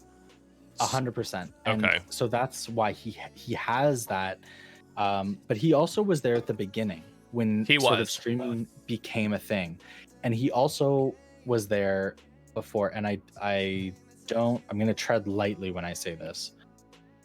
Tread lightly. Treading lightly. The ice is breaking. He was there before Twitch had the ability to moderate bot viewers. So there's a lot of streamers, I feel like, that had that ability to purchase the sort of the botted viewers to boost their viewership, to sort of elevate them to a platform that they are then just now sitting on. Sure. Yeah. You know what I mean? Like that's because you know what? Bot streamers is still a thing that happens. I've watched people that I have played games with that were sitting in and around like maybe 20, 30 viewers. and within a week they go up to 180 to 300 viewers. And I'm just like, you've done literally nothing different. You were not hosted by somebody who brought in 1,000 people, because when you get rated Yeah. or hosted by somebody with a mass amount of viewers, you're probably going to get maybe a 3 to 5 pity follow %. Sure. Yeah. So they bring in 1,000 people, you might get 30 followers from that. Well, I mean, if you're not a good streamer, like if you don't appeal to those people who are getting thrown into your channel, you know, if you're not ready for that opportunity, nobody's coming back anyway. You know, I've had that happen. Yep. So I look at things like that when it comes to community building, and when it comes to big streamers, that's also what I look at. And to be honest, I enjoy watching Soda Pop in here and there. With, yes, in discount to his certain use of language. But like, there's zero enjoyment out of his chat. Like, I just turn the sidebar chat off. It scrolls so fast. He has no chat. There's no chat. It's literally a blurb of just running text and emotes and spam. Like, Yeah. Yes. That's all it is. And that's a lot of what the bigger streamers, I think, have. Like, literally, it's either like, I know Summit is one of the Summit 1G is one of the streamers that I actually watch a lot of still, but he was one of the first ones I watched. I just got a Valorant code from him. Oh, really? And I got a drop. I'll never play the game. Well, how dare you? And he basically gets $5 donations for people to interact with him, is how his channel, because his chat moves, you know, so fast. And it does seem like with those big channels. I mean, when I'm here, I'm gonna jump back into what you mentioned, networking. This is one of my big issues on Twitch, is that I am not I don't think I chat on anybody's channel. I have a good friend I met, The Living Darkness, who I used to, when he was streaming, I would chat with him a bit. And I still talk with him outside of you know, Twitch. But like, for the most part, I don't have any interest in chatting with anybody. Like, I don't go into channels and like try to chat. And so like, that drive to network, which is, I think, very, very effective. You know, it's like, there's this, do you want to make it like a job and like put a bunch of effort into to making those connections and growing your stream, or do you just want to kind of like ride it out and just play what you want to play and hope that things go your way? And it's it's hard for me, because I mean, I don't have a Facebook, I don't have an Instagram, I have a Twitter account with maybe like 15 people on it. I, you know, you want to make I made, you know, I'm lucky I met you, Gail, and through you, you know, Bastion, and I think you guys are really cool. I really like talking to you, obviously. I'm sure there's other people out there in the Twitch sphere that I would like talking to, and then certainly the people in my community I love. But I also have this mentality of like, people who come into my chat, I just think most of the people who come in to chat and talk, this is me treading on thin ice, Gail, I think are idiots. Like, I feel like they're 12, like a lot of them are just 12-year-olds who like are coming in to like flex their penis in whatever game you're playing, and and then that's it. Like, there's like no substance. They're literally like maybe in middle school or high school. And so Shit, we're so I have like, I think it's hard for me. I honestly, I think that I'm like a pretty, I like to be an empathetic person and try to understand people and their experiences as best I can. And I feel like I get jaded so easily on Twitch. Because of that, like, I'm just like, this person's 12. This person who's chatting, this person in chat right now, I can tell they're 12 years old. I don't really want them in my channel, but I also don't want to be an asshole. No, yep. Mhm. I agree. As I said, and this funnels right back into sifting for gold amongst the goddamn millions of people on Twitch. It's just insane. Yeah. Sifting. Yeah. Panning for gold? Panning. That's it. Panning for gold. That's what we do here on Twitch. You sift flour, you bread baker.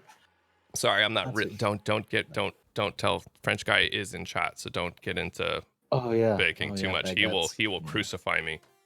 Yeah, that's true. But no, it's true. I 100% agree with that. And sometimes the content of your channel, you're just like, I don't want the 12-year-old here. Please leave. Because this is not okay for you to be watching, and please inform your parent that it's just, you're like, I don't think you should be here. I don't want to tell you to leave. I also feel like an asshole if I ask you how old you are. And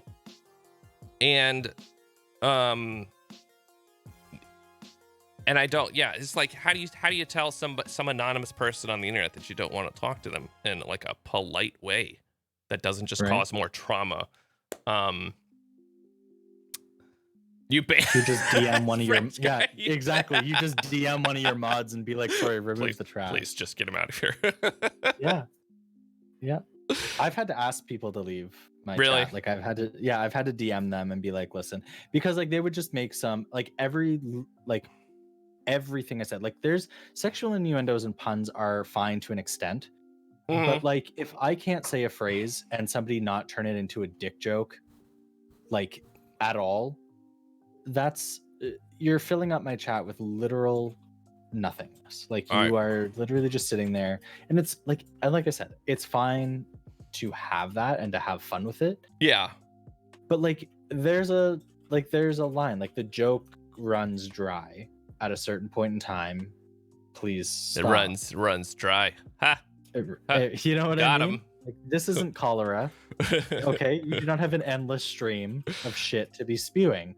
This is like, you need to calm it down. So I have had to ask someone. I was like, listen, I don't appreciate how inappropriate you're being in my chat. Yeah. Especially in regards to like your sexual comments towards me. I was like, so either clean up your act or you will not be welcome back. And it was very awkward. Because then chat went literally dead for like 5 to 10 minutes while everybody wondered what was going to happen. Yes. They were like, is the person going to leave, or are they going to be an adult and be like, you're right, my bad, let's just enjoy this experience together? Or is the truth going to come out that this person has no substance but sex jokes, because that is all that's all they're made of. That's all my relationship is with Rydgar. It's literally just me making we bounce just sex jokes off of each other all day long, right, Shannon? That's pretty much all it is. Sexual innuendo, and then obviously no actual sex because we're married, but we do make those jokes all the time. Well, of course, and I mean, you know, it's all jokes anyways. Yeah, it's just jokes and everything's funny when it comes to sex, especially with the vagine. So yes, right. I think you're right though, that it's like with those people in chat, like one of the things I have stirred drama over in my channel before is I'm a little bit of a I consider myself, I guess, what are they called?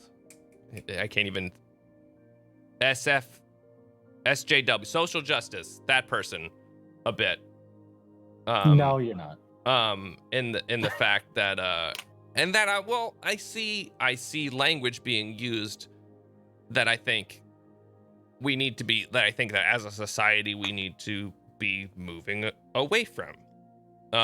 As we try Can to you become give me an example? sure, like saying, "Oh my God, this game is so gay," right? Mm-hmm. Yep. I used to say back in high school days, I would use gay for pretty much every sentence I was using. Me and my friends on like TeamSpeak and stuff, everything was gay this, gay that.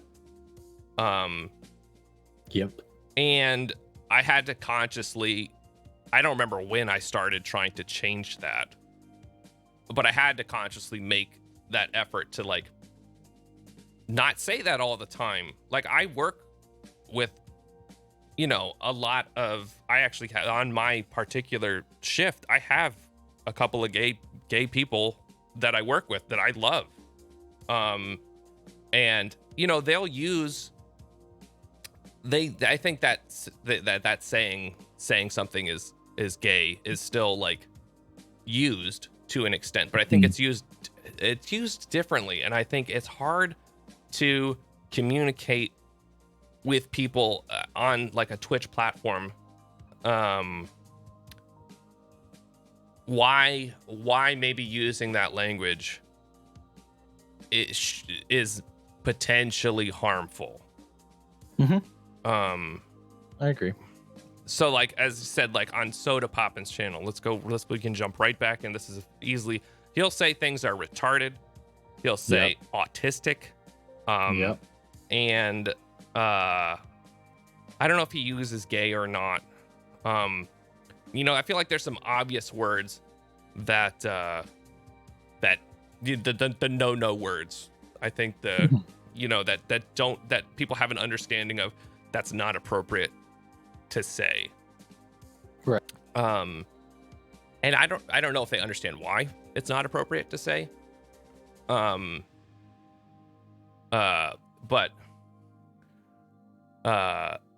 it's something that concerns me, and I will bring it up on channel. Like if I see somebody say so, I'll be like, hey, I really don't think you should use that kind of, I don't think you should be using that kind of language to describe whatever it is you're talking about. Like you wanted to say it's like really dumb or stupid. You didn't need to say it was like, this is so gay or whatever. Right. And I don't think that makes you a social justice warrior. I think that makes you somebody who is, I don't want to say sensitive to the thoughts of other people. I think it makes you aware. And I think and it makes you progressive. And I think that worries a lot of people, because so one of my biggest pet peeves is when people automatically assume that I'm heterosexual. Sure. Like they won't ask me like, are you straight? Which is fine, because I don't want that question anyways, but they'll insinuate it by being like, oh, do you have a girlfriend? Are you married? And so that to me is, it's not so much the fact of the content, it's the assumption that I am a certain way because that is what they believe is the norm. Yeah, sure. That's one of my pet peeves. So even when I'm like assessing a new patient, or when I'm meeting somebody new, I will generally now all the time use they them pronouns. Sure. Yeah. As well, I do that as well if I'm not sure with I'm interjecting, but at Microsoft I'm in bridges all the time and talking with engineers and stuff I've never met before, and if I haven't heard somebody who knows them refer to them as a she or a he, I'll go with they, like every time. They them pronouns. And then I will always just say, like, if I'm assessing a patient, I'm like, do you have a care partner at home? Do you have somebody that you share your medical information and like, your next of kin type situation with? I use the term partner. I like it. Yeah. Rather than, other than like, husband, wife, whatever. I don't like to assign a gender to it. And some people be like, oh, you're so, like, that's so silly because it's so Some people dumb and makes no sense. will roll their eyes that you said that, right? Yeah. Yeah. Or like people will say at work, like they will say, oh my God, that is so gay. And I'm just like, I'll look at them and be like, I'm in the room. Like, and they're like, what? Like, I didn't mean it in a bad way. And I'm like, okay, but I'm like, that doesn't make it okay. And I might not be personally offended by it, but it's catching somebody saying that and then yes, communicating to them, you know what? You like It's I'll not look at them this. and be like, listen, you've got lives in your hands. You can find another word. Yeah, and I think, Like you're smart enough to do that. yeah, and I think the issue isn't so much that whoever said it. Like, I don't think, the friends I used to say that with all the time. Um, I don't think that they're bad folks or Mm-mm. that they're, homophobic. But like No. on the internet, the problem is it's enabling language, right? So if a bunch of people in chat are using it to describe things, they may be perfectly not homophobic, but if somebody in chat happens to be, they're going to think, oh yeah, it's okay to use this language. Everybody uses this language. Like, this is perfectly fine. Right. Yep. So I think that's why I'm a bit of a, like, in terms of like I'm a crude person. I think Rydgar and I are disgusting in terms of our sense of humor sometimes. But same. I also think you're disgusting. yeah, right. Jesus Christ. So I think it's there's this weird stark contrast when I see like kind of like the explicit use of language in that way in my chat. And it sucks because you're right. Like, if you bring it up, it's it changes the whole mood of the chat. Or even if I just like am kind of scolding somebody in chat, it kind of, the whole mood of the stream changes. So I think finding, But what doesn't change is your integrity. that's right. Right? Like, and that's Integrated the thing. farms. And that's the thing. You know what? It's that balance of, are you going to allow something to happen because you are potentially going to lose a viewer, or it's like when big companies, are like, yep, no, that's not acceptable, but we're going to overlook it because we don't want our profits to take a hit. Yeah. You know what I mean? So it's not so much you being a social justice warrior, it's you saying, listen, this is the integrity of my stream, this is my stream, and this is how I'm presenting myself. Yeah. You're more than welcome to be here, but I expect you to act a certain way, and if that's difficult for you, then you can see yourself out. Get the hell out. Yeah. But I think that, you may lose one viewer, but you may gain the respect of the other viewers that are there. Yeah. And saying, you know what, you stood up for what you believed in, and we appreciate that, and you have my respect for that. So I think that that's a good thing. It's, you kind of have to look at it from that perspective. Yeah, I think you're right. It's it's Twitch is such a weird world, and I've thought about, the other platforms that exist. There's, I think Mixer, and there's even there's actually so many streaming platforms, and I don't know where the best like overall community is in terms of just good people to talk to that aren't just like spammers in chat. But I know that Twitch has the most people, and I think Twitch statistically has like the most chatters, like people who are active. And now you can multi-stream, right? So Twitch allows you now to stream on other platforms that the Twitch conglomerate owns. I think it's YouTube and Facebook. Oh, like I think they're all owned by the one major conglomerate. So I think that when you click multi-stream, when you go live, you can go live on Twitch and YouTube and Facebook or something like that. Okay, yeah. So you can actually hit up multiple communities with your reach in terms of like sort of finding more pebbles to pan for gold, if you will. Yeah, you got to pan. Good Lord. Pan. All day. Yeah, that's interesting. Yeah, I don't know. I I feel like everything's just coming back to this whole how difficult it is to find people who are actually like fun to stream with and for and have in a community. Yeah. And I really don't have any solid, recommendations for finding them outside of time and like a concentrated effort to be Mhm. in like one game community for a long time. Or a style of game. Or style of game, yeah.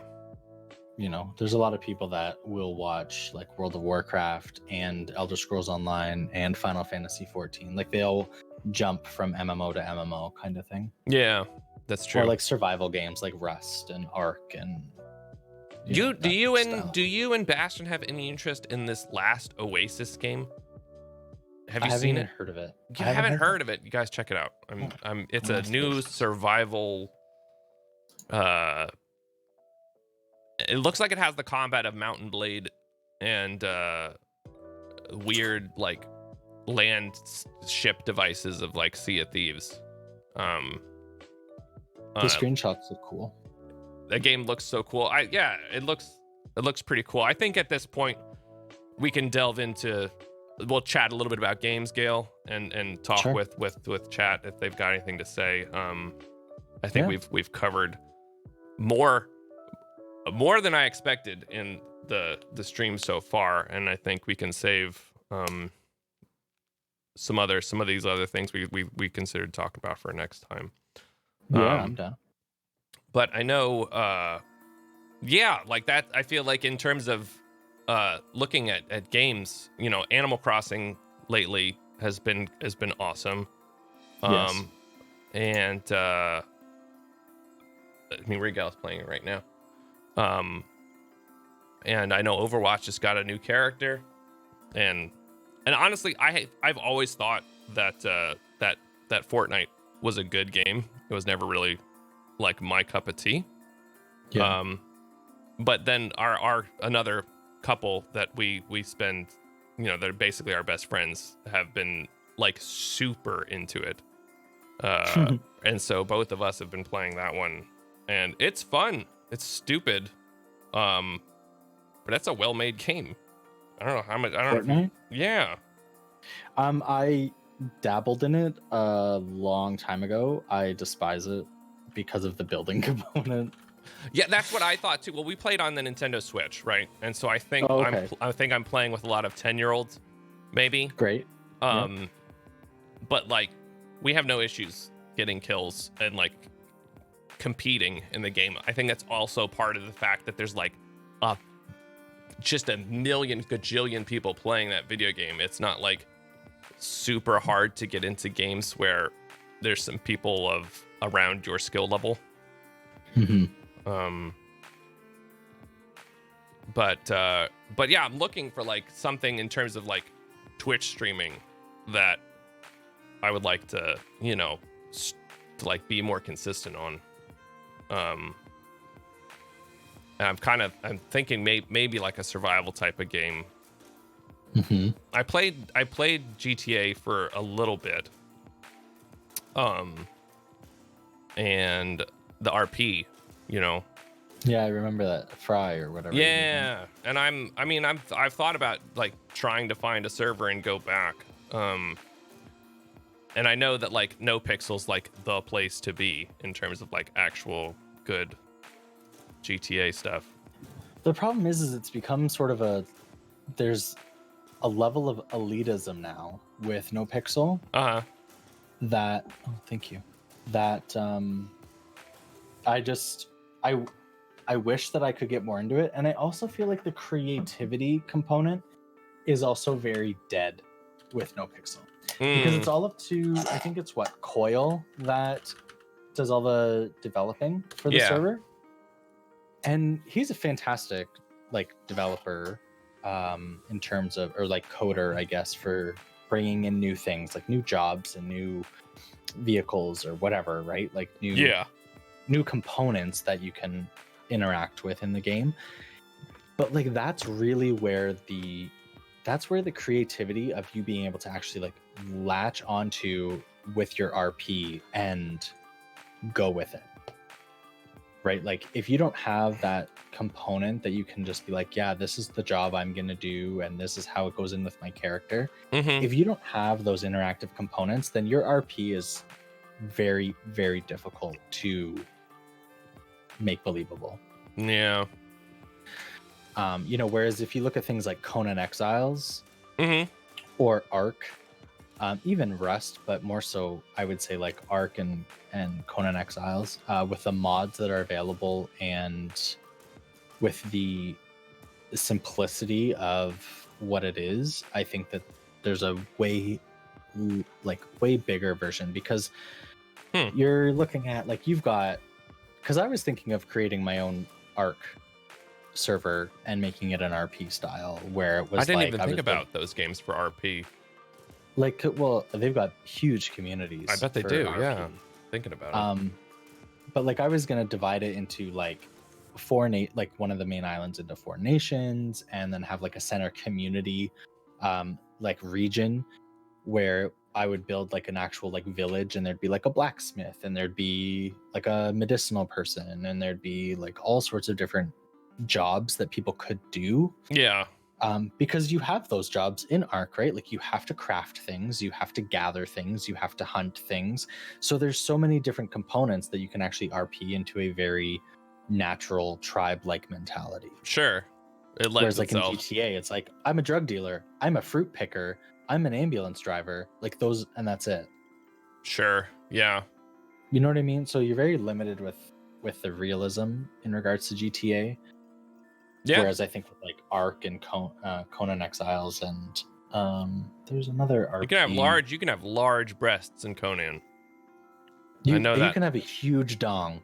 Oh, that's right. You can have a massive dong that just like bounces off your knees as you're chasing things. Like I've played it a little bit, and it's not a bad game actually. I really enjoy Conan Exiles. Oh, okay. I think that it's I really enjoy it. And they've added a lot of things. Like now you can like tame some of the wild animals, and you can make them like your pets, and like you can breed them and stuff. So there's very cool things. Like that's like, same with Ark. Like you can have like geneticists like that. That was gonna be my job. Oh. I was gonna be, because you have genetics when it comes to breeding the dinosaurs in order to get like specific stats and specific color variations and stuff.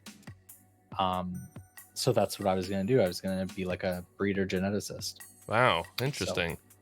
So there's so many more options. So I love that aspect though. Like RP in terms of community is such a cool. Yeah.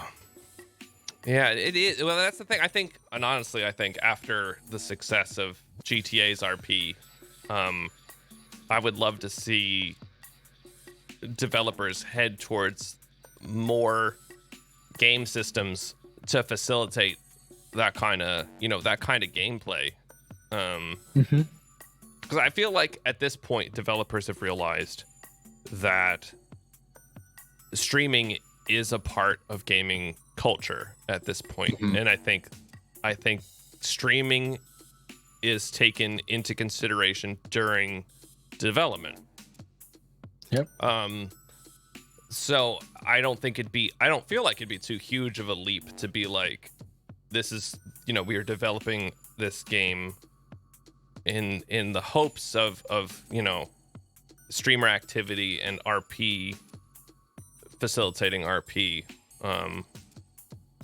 I don't know what those systems would look like, but it would be neat to see. I think honestly I've watched a good amount of GTA RP. I haven't watched any RP on Conan or Rust or and yeah, as Bastion said, looking at Valorant, yeah, obviously they have streaming in mind. Of these games where you could RP, but I feel like that's really a cool place for streaming to go. And it was one of the reasons I've said numerous times that I've like wanted to get into Sea of Thieves, is because I know in that game it's not so much that you can RP, I mean, you can if you want. I don't think the game systems really have RP. Yeah, rigged up for that. Yeah, but I kind of hate using organic, but like the way that social interactions can just kind of pop up. You know, when you have Yep. It's organic. It is. You can say that. Okay, you can say organic. When you have game systems developed to bring the players into you know, a shared location organically. Yeah. I think it's really cool. And I think that's why so battle too. royales have been huge. Yep. Is because that's exactly what they do. And sure, those are mostly just focused on kill each other. But even those interactions of kill each other are super interesting to watch because it's not the same every time. You're not, you know, there could be a guy over that hill. You don't know. Yep. You know, but like if you're playing something like Counter-Strike, you're gonna expect the guy to be peeking, you know, whatever corner in that map type of thing. So, yeah, I guess maybe that's something I should be looking into more in terms of streaming, is finding games with either, you know, that RP, that organic component, because I really feel like there's a big potential there for building a community. And again, and I think RP and those systems allow for like long gameplay sessions where, you know, you can just get in there and play. Well, and I think that like the basis of any good RPG where you can customize your character and you can kind of level them how you want, and you can do, I think a lot of those main RPGs had that aspect in mind, but maybe we're ahead of their time in terms of they didn't have the ability to have the community. Like if you look at like World of Warcraft. Yeah. Like I played it when it first came out for World of Warcraft. Like I first played it back in 2003 I miss that game sometimes. or whatever. I do too. I miss it every day actually, but like every day. But you know, at the beginning when you started out, you picked your class, you learned through the lore. You picked orc. Yeah, go on. Never. And now different story because orcs are daddies, but it's there's a whole different side of me now. But you know, it was, you picked your class and you went through the storyline and you met up with a guild and then you ran stuff with them, and it was all before this elitism came in. What an experience! All before it was so good. Yeah. Keep going. Yeah. So it was so great, but then now it's all about top tier. It's all about, you know, like it's all about your dots. It's about your DPS. It's about your HPS. The discovery phase is so long gone. It is, and I think that's part of the reason why they brought back Classic, because they also dumbed that. I left the game when they dumbed it down. Okay. When they basically made it, you can buy a character at max level without knowing anything. That's like being like, hi, you can be the VP of this company and have zero experience. Yes. Yeah. So you have no idea what you're talking about, but you can click a mouse and you can press WASD. I'm so good at doing that. I'm so good at clicking the mouse. Actually, I'm not good at it because my right arm is tendonitis is awful. Go on. But yeah, it became something else. But so I think that like the basis of like where it originally came from was that concept of picking a character, really like kind of role playing it in terms of building it up, joining a guild and being a part of that, and then really connecting with the online. Yeah, I think was a really good start, but I don't think they had the community. Maybe this pandemic, sorry to wrap all the way to the beginning, but maybe the pandemic is the catalyst for these developers to develop a community online game where people can role play because they can't leave their house due to social distancing for the next 2 years. Yeah, I think more people are playing World of Warcraft right now, actually, since the pandemic started. I don't know if subscription numbers are up or not, but I wouldn't doubt it. But I think I think making a game that's geared towards an RP component with an RPG style and a survivability, because having a bit of that survival component, survival aspect, You kind of need it. you kind of need it in order for the game to continue to grow and for you to have a continued like that unknowing, could I die today? Like that's the one thing I love about Rust is when I log on, am I going to be dead and is my base going to be blown up? You know what I mean? Because you never knew. I've never played it before, but I know what you're talking about vaguely. Like you never knew. And it was the same with Ark. But like, yeah, you just didn't know. And so there's that component that makes you want to log on every day, and then you spend 6 to 8 hours on the game and you're like, I don't want to lose my progress. Yeah. Or, you spend 10 hours taming a certain dinosaur in Ark, which I've done. And so you protect that dinosaur like it is your firstborn child. Yes. Yeah. Like you take the saddle off of it every time you log off, because God forbid no one is putting a saddle on that damn dinosaur and no one's going to ride it. Yeah. Don't you dare touch that dinosaur. Don't you dare touch it. So yeah. I think that it would be it'd be a really cool idea. I don't know if they could do it steampunk style. Yeah. Maybe they develop that into the cyberpunk gameplay. Yeah, I don't know how that game's gonna end up looking when it comes out. They just delayed it again for another 8 months or something. Oh yeah, they gotta, whatever they gotta do. That game, it's their baby. Well, they don't want it to they don't want Fallout 76 to repeat itself. Yeah. Oh, every game to repeat itself. One of the systems I wish, I think maybe this is part of it, but like for when you have your character, I like to see my character reacting to things that happen to them. So like it was actually Ghost Recon Breakpoint is a disaster of a video game. I've never played it. Okay, but like it has a system in it where your character can get injured and like be hurt, and like you can get to the point where you'll have like a critical injury and like you can only use like your pistol or something until you like wrap yourself up in bandages. Like Escape from Tarkov. I guess it's like Escape from Tarkov. Yeah. Or like if you're going down a steep hill, like your character will start to tumble or something. Right. And I feel like in terms of like style games, that's something I wish we had more of. Oh gosh, did my computer fall asleep? My preview just got all scrunched up. Hello? Oh, I think I got cut. I think I lost internet. Yeah.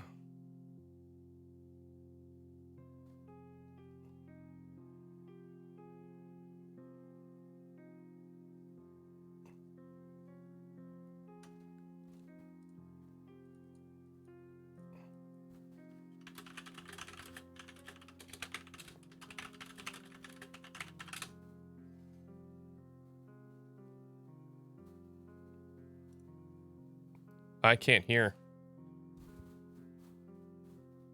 Let me.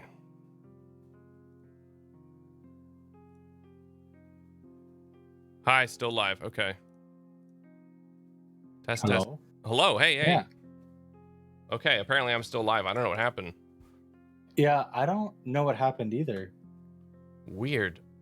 But like everything just kind of like glitched.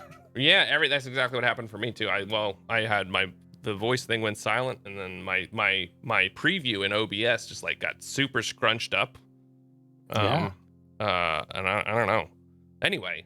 Ooh, that was weird. Yeah, so I feel like for one of the things I would really just love to see in games is more of my character, like feeling like they're actually part of the game world. I'm just gonna jump right into in the past. One of my favorite games was Donkey Kong for Game Boy. It wasn't the original style. It was the one where Mario has to like find a key, and like basically it was kind of like a puzzle platform. You'd have to get the key to the door. Okay. But depending on how far Mario fell in that game, he would either do like a little tumble, or he would literally like face plant on the ground and like wiggle his leg like he broke his leg from falling too high. Oh, It was one of my favorite things in video games ever. And like, it's just nobody does anything like that anymore. I just love that my character feel like they're actually reacting with the environment, not like taking a bullet and just being like, oh yeah, all right, well, I got shot, my health bar went down slightly. yeah, no, I will agree with that. It's a very it brings you another a sense of immersion, Yeah. right, into the game, because you're like, okay, what everything that I do has a consequence, Mm-hmm. you know, or reward in some way, and like I'm not godlike where, yeah, like in Warzone where I can get shot by 36 bullets and then finally go down and then just kind of roll around on the ground and get an EpiPen into my chest, and boom, I'm back up and I can continue playing. Yeah. So it's, yeah, I concur with that. I would agree. It'd be really cool to have more of that aspect in a game. Okay, so okay, yeah, more of that in a game, please. More RP, more immersion. That's the Gale and Rydgar prescription for video games. Yeah. Today, I think I am ready to get off of the podcast and go do whatever it is I'm going to do with my Saturday. Let's go ahead, and if anybody has any additional questions, feel free to post them in chat. Otherwise, Gail, I think that was pretty great. I think it did. I think we might have gone too long. I'll be honest. I think we might have. I don't know how long. Actually, how long have we been on? I think it's like 2.5 hours. Wow. Is it? Yeah. 2 hours? It's a pretty long podcast. Yeah, that's pretty long. But you are a pleasure to talk to. As are you. Thank you. Thank you. I think you have some really good feedback on both Twitch and, you know, the COVID. I think you're a smart guy. Well, thank you. Yeah. So maybe I hope if folks like this, I guess we can post it up on the internet. Yeah. See if people enjoyed this, maybe we'll do more of it. But from me, thank you all for being here and listening to us ramble for 2.5 hours. You can check me out at twitch.tv Oh my god. /Rydgar, and you can check Gale out at twitch.tv GustShrugs. And also his partner, twitch.tv Bastion Snugs. Yeah. Did I do it right? Are we good? You did it great. Okay. All right. Well, Gail, thank you. Did the thing. Thank you. I will talk to you soon. And chat, I will see you on video games sometime soon as well. Goodbye, chat. Okay. Goodbye. I'm hanging up. Bye, Gail. Bye. Okay. We did it. We're done. Thank you guys again for being here. I'm doing that. I'm out. I'm done. I'm getting off my ass. Everybody enjoy the rest of your weekend. I cherish you. I love you. Okay. You're my gold nuggets. You're my gold nuggets in a world full of turds. So until next time, guys. I'll see ya.